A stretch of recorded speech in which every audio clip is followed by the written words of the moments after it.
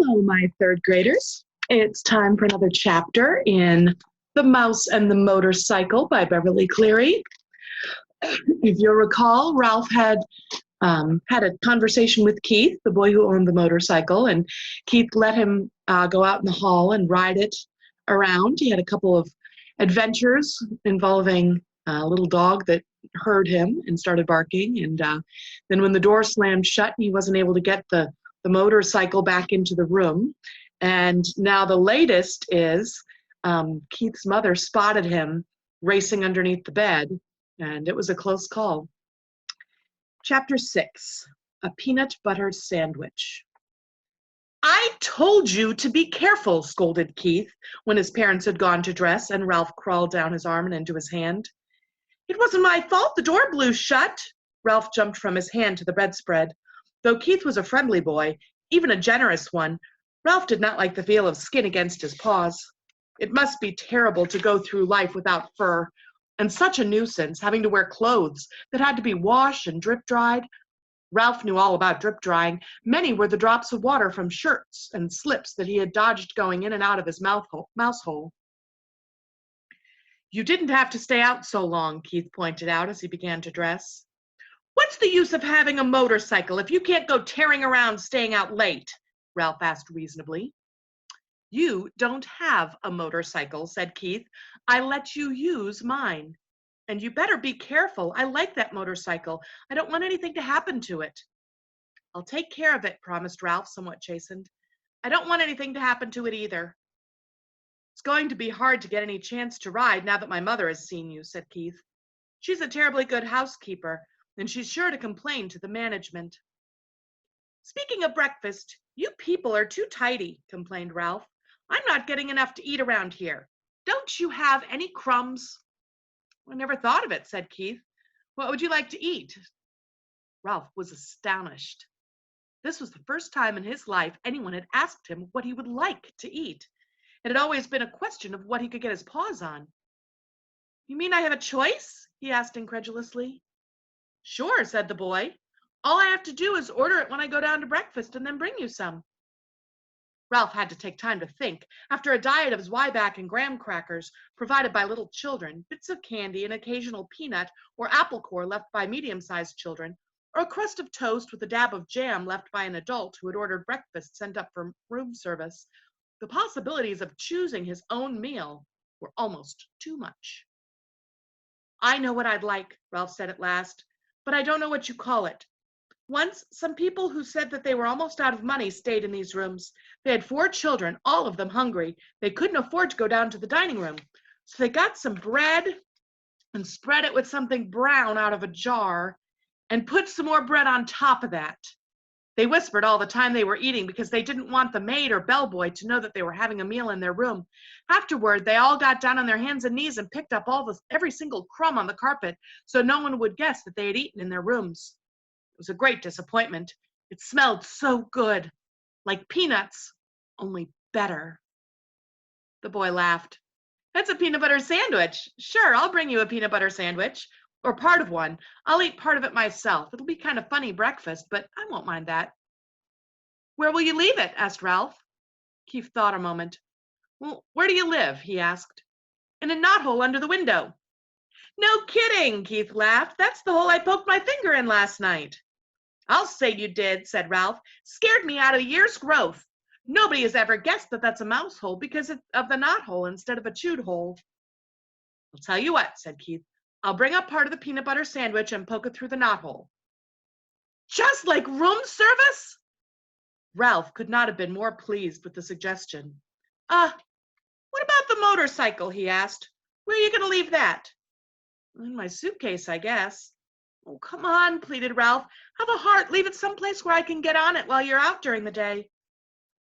"You're supposed to be in your mouse hole asleep, not riding around in daylight where people can see you." "Well, gee whiz, can't a fellow even look at it?" said Ralph.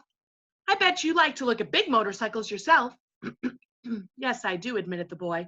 "Well, I'll leave it back under the bed, like I said, but you promise not to ride it until after dark." "Scout's honor." Ralph jumped off the bed and ran to the knothole. Ralph's home was furnished with a clutter of things people had dropped on the floor in the hotel room. Bits of Kleenex, hair ravelings. His mother had always planned on straightening it out, but she never got around to it. She was always too busy fussing and worrying. Now, as Ralph expected, she was dividing rye crisp crumbs among his squeaky bunch of little brothers and sisters, while she waited to scold him.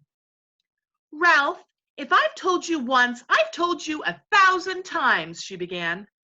Guess what? Interrupted Ralph in an attempt to change the subject. Somebody in 215 is going to bring us a real peanut butter sandwich.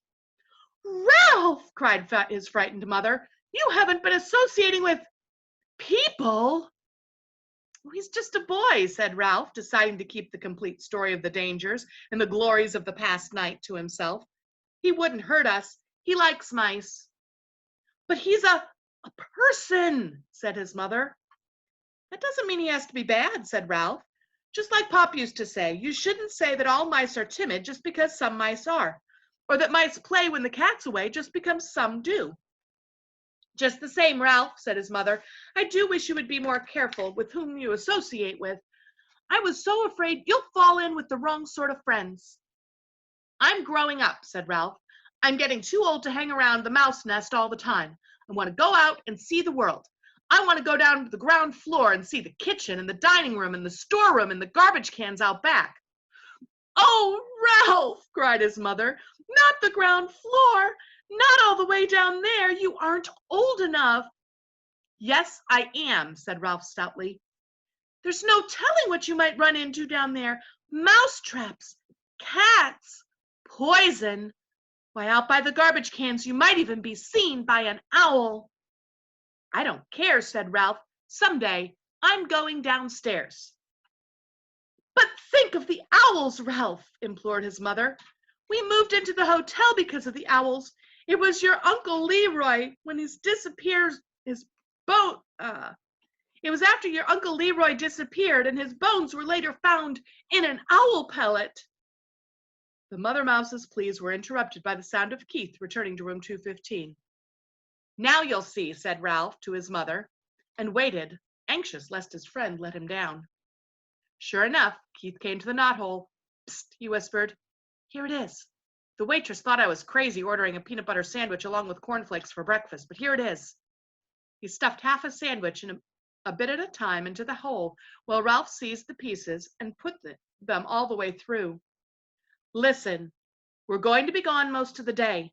The dining room has packed us a picnic lunch. We're going to drive along to some back roads and visit some old mining towns.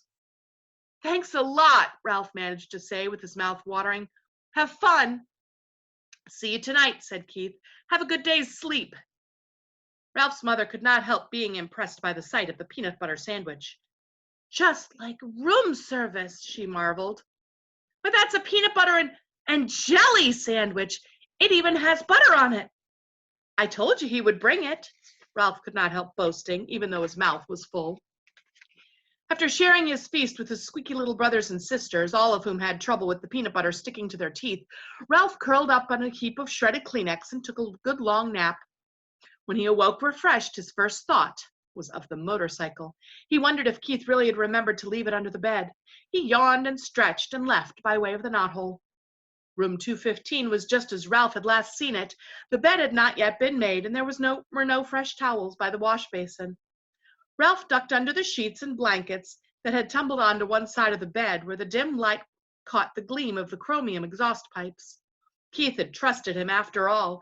He walked across the carpet and took hold of the hand grips once more. They felt just right in his paws, and he longed to be off, speeding around the threadbare spots on the carpet. But a promise was a promise. Keith kept his promise about the peanut butter sandwich. Ralph would keep his promise about not riding the motorcycle in the daytime. He tried to satisfy himself by walking around the motorcycle in the dim light under the bed, admiring all again the sleek design of the machine. Ralph was lost in admiration and daydreams of speed and power when suddenly the door opened and the maid entered. It was too late to make a dash for the mouse hole. The maid stripped the blankets and the sheet from the bed, shedding unwelcome light on Ralph and the motorcycle. Her feet in white sneakers moved lightly as she gathered up the sheets and pillowcases and towels and dropped them with a soft plop beside the open door. The next thing Ralph knew, he was hearing the familiar, dreaded footsteps coming down the hall, steps that he had learned to fear when he was a tiny mouse. It was the head housekeeper, the woman who was in charge of all the maids in the hotel. He recognized her steps, and he recognized her shoes, stout, sensible black Oxfords. There's a picture of them. Stout, sensible Oxford shoes. Nothing was ever clean enough for the head housekeeper, and Ralph's whole family lived in dread lest she discover their mouse hole. Now he held his breath, hoping that she would go down the hall, but no, she stopped at room 215. Good morning, Marjorie, the housekeeper spoke crisply to the maid. Be sure you clean 215 and 216 very thoroughly this morning. There's been a complaint from the guests. They suspect mice. Yes, ma'am, said the maid. Look behind the drawers, continued the housekeeper, and in the corners of the closet. Please report any evidence of mice. Be sure to get to vacuum under the beds. You've been getting careless lately. With that, she walked briskly down the hall. Old grouch, muttered the maid, as she reached into the hall for something that produced the sound that struck terror into Ralph's heart. It was the clang of the vacuum cleaner attachments, banging together. Ralph was under the bed, just where the maid was just told to clean.